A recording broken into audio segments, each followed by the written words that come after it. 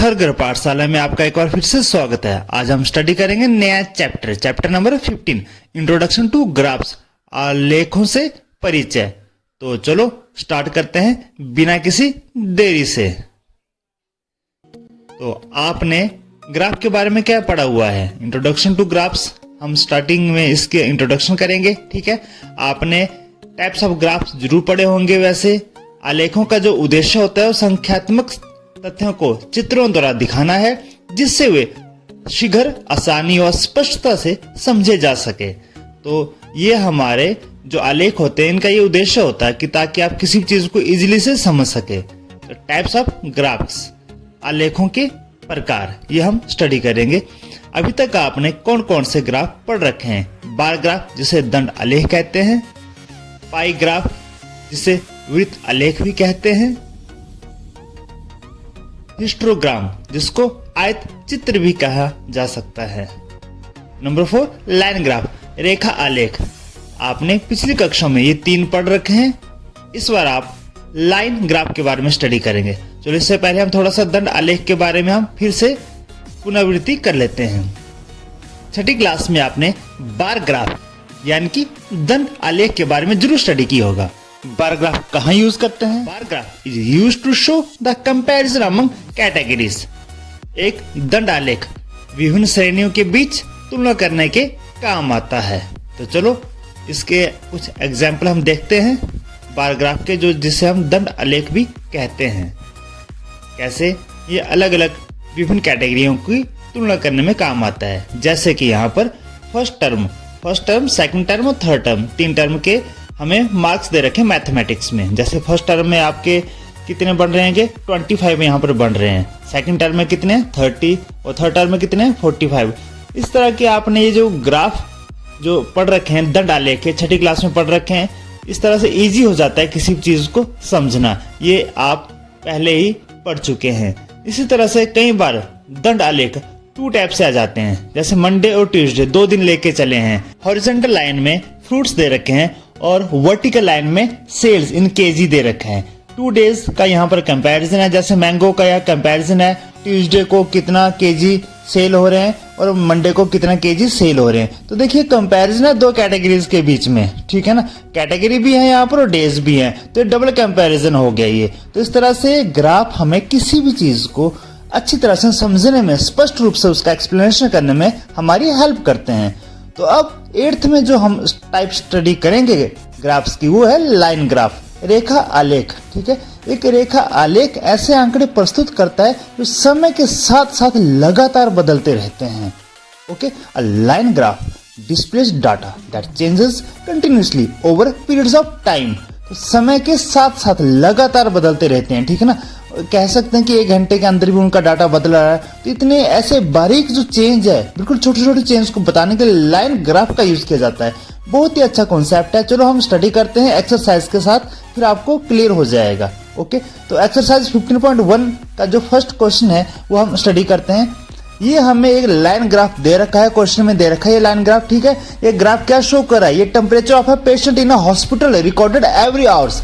हर घंटे में जो तापमान है एक मरीज का, पेशेंट का, कितना चेंज हो रहा है, ये ग्राफ दे रखा है। जैसे पहला प्रश्न क्या है? What was the patient temperature at 1 PM।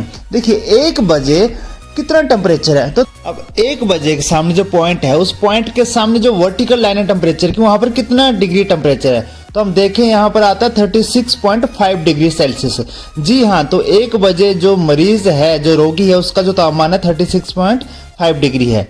उसी तरह से when was that patient temperature 38.5 degree Celsius. तो 38.5 डिग्री कब था? तो हम 38.5 पे चलते हैं, ये वाला पॉइंट आ रहा है। तो ये 12 बजे हमारे पास ये टेम्परेचर आ रहा था 38.5 डिग्री सेल्सियस। समझ रहे हैं आप? इसको करना कैसे है? आपको जो टेम्परेचर है वो देखना है वर्टिकल लाइन में, जो सीधी लाइन है, और जो टाइम है वो देखना अपने हॉरिजॉन्टल लाइन में। जैसा अगला क्वेश्चन है, the patient temperature was the same 2 times during the period given. What were these 2 times? Temperature एक जैसा रहना चाहिए 2 टाइम के बीच में, तो सीधी लाइन आनी चाहिए टेम्परेचर के केस में। तो यार ये 1 से लेकर 2 बजे के बीच में, देख रहे होंगे आप, सीधी लाइन है 1 से लेकर 2 के बीच में। तो ये हमारे पास सीधी लाइन आ रही है, तो सेम टेम्परेचर आ रहा है। इस तरह नेक्स्ट क्वेश्चन है, what was the temperature at 1:30 PM, 1:30 बजे। तो 1 और 2 के बीच में जो टाइम और 1:30 बजे की जो लाइन है, ये वाली लाइन है। तो इसके सामने जो टेम्परेचर बन रहा है, ऊपर जाके देखें हम, जो लाइन है टेम्परेचर की, वो मैच कर रही है 36.5 पर। How did you arrive at your answer, आप अपने आंसर पर कैसे पहुंचे? क्योंकि हमें पता है 1 से लेकर 2 बजे के बीच में सीधी लाइन है, सेम ही टेम्परेचर है, टेम्परेचर की तरफ कोई चेंजेस नहीं आया हुआ है, 36.5 पर ही है। तो ये आंसर हमारा 36.5 डिग्री सेल्सियस होगा। आपके पास जैसे ही हॉरिजेंटल लाइन है वो टाइम की होती है, वर्टिकल लाइन यहाँ पर टेम्परेचर की है। जैसे अगला क्वेश्चन है, during which periods did the patient temperature showed an upward trend. Upward मतलब टेम्परेचर की लाइन ऊपर की तरफ जा रही हो। तो आप देख रहे होंगे 9 से लेकर 10 के बीच में ऊपर जा रही है, 10 से 11 के बीच में भी ऊपर जा रही है, फिर 11 से 12 डाउन आ रही है, 12 से 1 फिर डाउन आ रही है, 1 से 2 सीधी पैरेलल रह रही है, कोई चेंज नहीं आ रहा है, 2 से 3 फिर से ऊपर जा रही है। तो ऊपर जाने के हमारे पास 3 टाइम पीरियड आए। कौन कौन से आए? एक आया 9 से 10, दूसरा है 10 से 11 और तीसरा है 2 से 3। तो 9 to 10 एक लिखेंगे, 10 to 11 सेकंड लिखेंगे एंड 2 to थर्ड। तो हमारा 3 ड्यूरेशन में टेम्परेचर ऊपर की तरफ बढ़ा है, मतलब कह सकते हैं कि टेम्परेचर राइज हुआ है इस केस में, जो पेशेंट है, जो रोगी है। ओके, तो इस तरह से क्वेश्चन है, ग्राफ को स्टडी करना है आपने, ठीक है ना, यानी कि ग्राफ को देख रहे अपने आंसर देने हैं, बहुत इजी है, आप बार बार करना है इन क्वेश्चन को, आपको इंटरेस्ट भी क्रिएट होगा और इजी भी समझ आ जाएंगे, हर चीज को आप क्लैरिफाई कर पाएंगे, ठीक। ओके, तो अब चलते हैं अपने नेक्स्ट क्वेश्चन की तरफ। क्वेश्चन नंबर 2, ये रहा स्क्रीन के ऊपर question number 2। The following line graph shows the yearly sales figure for the manufacturing company. एक निर्माता कंपनी द्वारा विभिन्न वर्षों में की गई बिक्री का यहाँ पर आलेख दे रखा है। जैसे 2002 में कितनी बिक्री हुई थी, 2006 में कितनी बिक्री हुई थी। ये जो हमारे पास हॉरिजेंटल जो लाइन दे रखी है, ये हमारे ईयर्स दे रखे हैं। जो वर्टिकल जो लाइन दे रखी है ऊपर सीधी, ठीक है, ये बिक्री दे रखी है करोड़ में, ठीक है। तो चलते हैं अपने पहले प्रश्न पर। 2002 के सामने कौन सा पॉइंट आ रहा है? 4 आ रहा है। तो 2002 में कितनी सेल हुई थी? 4 करोड़ हुई थी।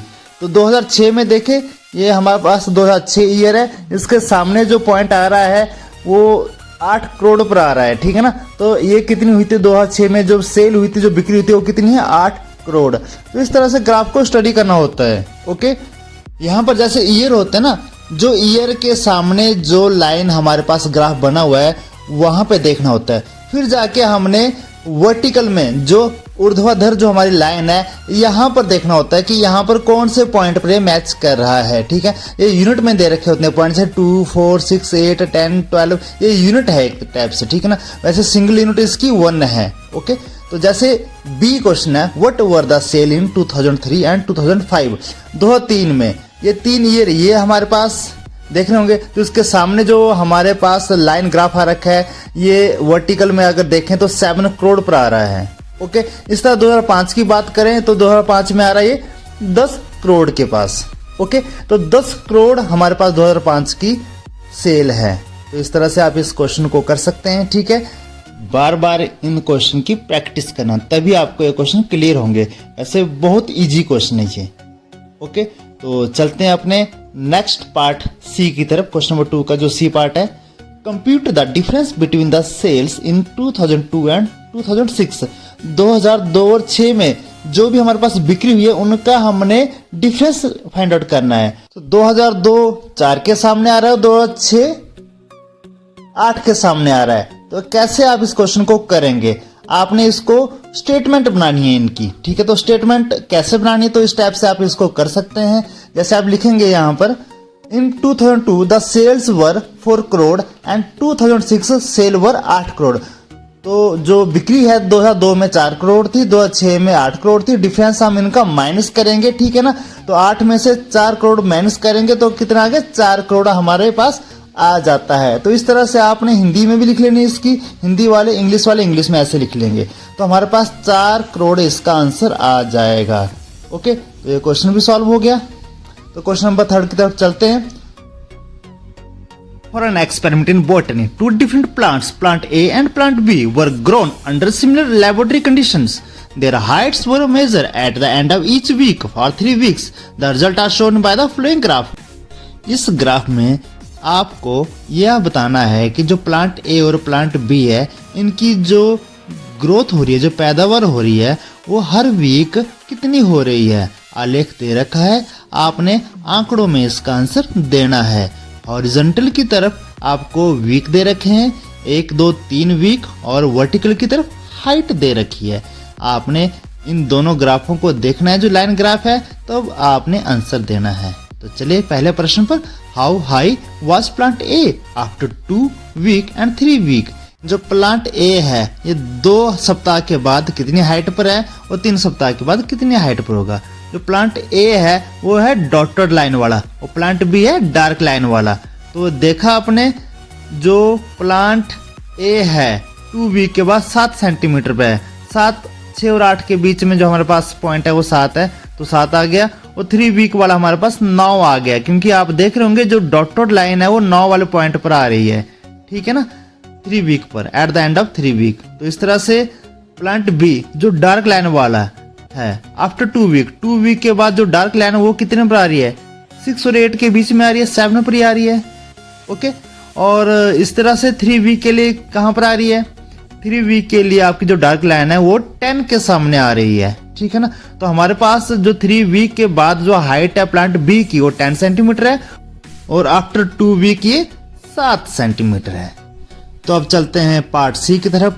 How much did plant A grow during the 3rd week. तीसरे सप्ताह में प्लांट ए की कितनी ग्रोथ हुई। तो जो प्लांट ए है, आपको पता है इसकी जो लाइन ग्राफ है डॉटेड है, तो 2nd वीक शुरू होते ही ये डॉटेड लाइन 7 सेंटीमीटर पर थी, और 3rd वीक तक ये डॉटेड लाइन 9 सेंटीमीटर तक चली गई।